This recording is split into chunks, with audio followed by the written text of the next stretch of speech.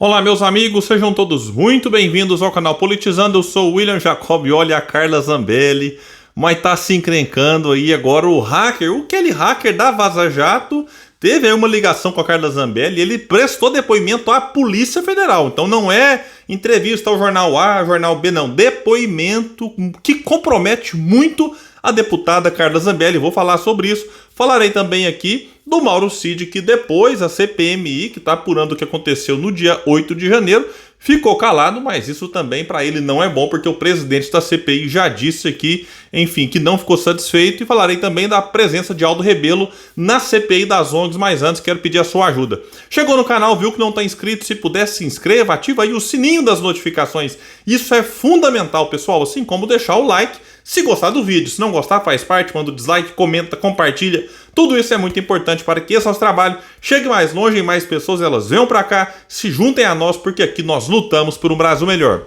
Então vamos começar aqui falando da Zambelli, né? Porque foi divulgado que o hacker da Vaza Jato, Walter Delgatti Neto, disse em depoimento à Polícia Federal que a deputada Zambelli, que é do PL de São Paulo, lhe pediu para invadir as urnas eletrônicas ou, caso não conseguisse, a conta de e-mail e o telefone de Alexandre de Moraes. Aqui, insisto, não é uma entrevista para um jornal, para um canal, aqui ali, não. É um depoimento à Polícia Federal, e que ele não pode mentir ali, né? Só reforçando que esse hacker aqui foi fundamental para a própria soltura do Lula, já que na época ele teve acesso ali às conversas entre Moro e os procuradores da Lava Jato. Aí depois, né, o Intercept Brasil foi soltando, revelando aquilo. E assim, tudo isso acabou colaborando para escancarar a parcialidade de Sérgio Moro, que depois foi considerado parcial, suspeito pelo próprio STF, e aí foi abrindo espaço para não apenas a soltura do Lula, mas para ter o atual presidente os seus direitos políticos devolvidos. Então, esse hacker foi super importante na época. Depois ele se aproximou aqui, né, como já foi divulgado aí antes, da Zambelli, se reuniu também com Bolsonaro, daqui a pouco falo sobre isso. Segundo apurou o blog do G1, o hacker disse que o pedido pela Zambelli foi feito em setembro de 2022, portanto um mês antes do primeiro turno, no encontro entre os dois na rodovia dos Bandeirantes em São Paulo. À época, as pesquisas mostravam Lula à frente de Bolsonaro na corrida eleitoral, e o então presidente da República e seus apoiadores vinham atacando sem provas a segurança do sistema eleitoral. No depoimento, ainda de acordo com a apuração do blog, Delgatti admitiu que não conseguiu acessar o sistema da urna eletrônica nem o celular de Moraes e que não encontrou nada de comprometedor na conta de e-mail do magistrado, a qual teve acesso em 2019, quando invadiu aplicativos de outras autoridades. Preso naquele ano, por conta desses acessos, Delgatti foi posto em liberdade, mas voltou a ser detido em junho por descumprimento de medidas judiciais. Ele estava proibido de acessar a internet, mas afirmou em entrevista estar cuidando do site e das redes sociais de Zambelli. Tipo assim, ele se complicou sozinho porque confessou estar descumprindo uma decisão que, de certa forma, condicionava a liberdade dele. Tipo, ó, você vai estar ali, mas não pode acessar a internet. Aí vai dar entrevista e fala que tá cuidando das redes sociais da Zambelli. Aí ele foi preso, né? Tá preso, inclusive, nesse momento. E aqui vai destacar sobre a invasão ao CNJ. Delgatti contou que a criação da falsa ordem de detenção de Moraes foi uma ideia dele, como uma espécie de alternativa, já que a Zambelli, segundo ele, queria alguma coisa que pudesse demonstrar a fragilidade da justiça brasileira. O hacker disse ter contado à deputada que tinha acesso ao sistema do CNJ e sugerido a emissão da ordem de prisão. A Zambelli, segundo o hacker, ficou empolgada. Imagina a Zambelli empolgada, redigiu o documento e enviou para que Delgatti o incluísse no sistema. O hacker afirmou à Polícia Federal que fez algumas alterações para corrigir falhas de português e emitiu o documento.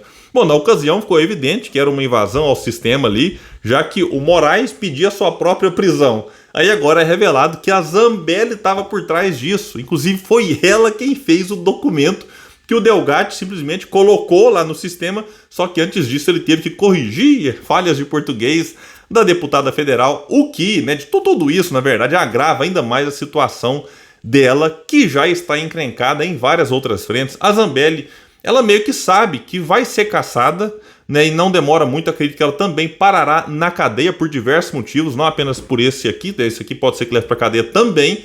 E ela tanto sabe que ela já está se vitimizando, fazendo vídeos, né, pro Dallagnol, gravei aqui sobre isso. Ela, estão abandonando o Dallagnol e eu vou ser a próxima, vão me abandonar também, amo vocês, não sei o que. Então ela já está nesse clima, né, preparando, digamos assim, né, o campo para ficar vitimizada e tentar alguma mobilização em torno dela, que não vai acontecer se ela for caçada e presa, como o Dallagnol, já tá aí, ninguém nem se lembra mais. O bolsonarismo vai abandonando, quem vai se ferrando pelo caminho vai ficando ferrado, e o Bolsonaro é assim, quer proteger a si próprio e aos seus filhos, os outros é que se explodam. Então a Zambelli, na minha opinião, em relação a isso aqui, se complica ainda mais. E quem pode também estar se complicando é o Mauro Cid, que está preso. Isso aqui é outro também que está envolvido em negócio de joia, negócio do 8 de janeiro. Enfim, era braço direito, ajudante de ordens de Bolsonaro, tenente-coronel. Aí ele foi prestar depoimento na CPMI, que está apurando o que aconteceu no dia 8 de janeiro. E aí ele ficou calado, né? Segundo ele, é um direito que ele tinha, mas isso desagradou o presidente da comissão. Foi divulgado que o presidente, então, o deputado Arthur Maia, que é do União Brasil da Bahia, afirmou que estuda as medidas cabíveis contra o tenente-coronel Mauro Cid, ex-ajudante de ordens de Bolsonaro. Arthur Maia deu a declaração após Mauro Cid ter se negado a responder a todas as perguntas feitas pelos parlamentares durante a sessão, né, deste dia 11. Lembrando que ele depõe não apenas como investigado, que aí nesse caso ninguém é obrigado a produzir provas contra si, seria um direito dele ficar calado. Mas ele também depõe ali na CPMI, depois, na verdade, na condição de testemunha, e nesse caso ele teria a obrigação de responder e de dizer a verdade, faz lá todo um juramento e tudo mais.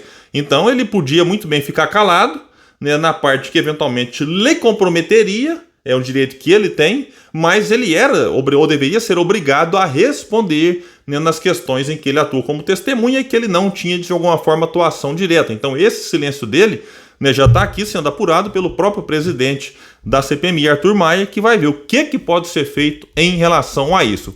E por falar em CPI, está acontecendo a CPI das ONGs, e quem depois, nesse dia 11, foi Aldo Rebelo, numa participação que eu assisti praticamente toda ela, muito boa, né? O Aldo teve uma postura muito serena, né, muito tranquila, não generalizando, porque eu tenho observado assim, quando vai se falar sobre alguns assuntos polêmicos, muitos cometem o erro de generalizar.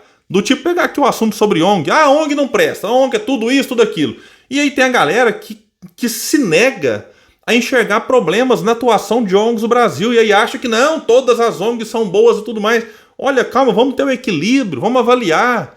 Então a participação do Aldo foi muito interessante. Você pode até discordar de um ponto ou outro. Eu entendo, tem amigo meu que assistiu, discordou de um ponto aqui e outro ali. Isso é normal, isso faz parte. Mas no geral eu considero a atuação muito boa, muito serena, num assunto muito sério, muito delicado de se abordar, porque muita gente pode assistir e falar, se o fulano está criticando as ONGs que atuam de forma errada, é porque quer acabar com as nossas florestas. Não tem nada disso. Foi dito várias vezes lá. O próprio Aldo disse, ele é o relator do Código Florestal, né, que muito criticado por uns, elogiado por outros, mas não dá para negar, né, que é um avanço em relação a outros países que nem tem isso que o Brasil tem. Então, assim, é realmente um ponto a ser observado essa participação dele.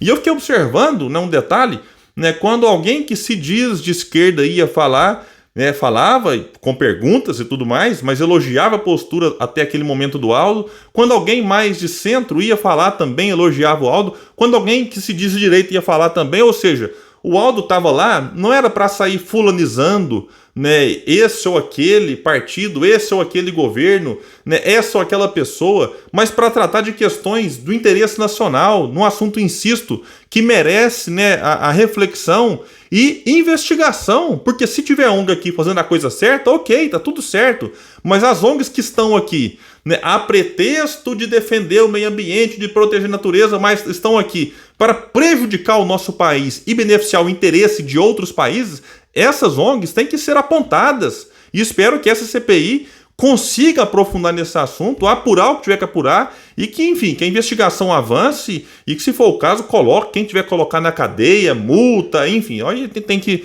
o desdobramento, vamos ver o que vai acontecer depois. No Brasil, infelizmente, CPI não tem dado muito resultado positivo, mas vamos manter sempre a esperança, tanto na CPI das ONGs, assim como na CPMI do dia 8 de janeiro. Pessoal, então é isso, eu fico por aqui. Quem puder, compartilha esse vídeo. Vamos trazer mais pessoas para esse espaço, porque aqui nós lutamos por um Brasil melhor.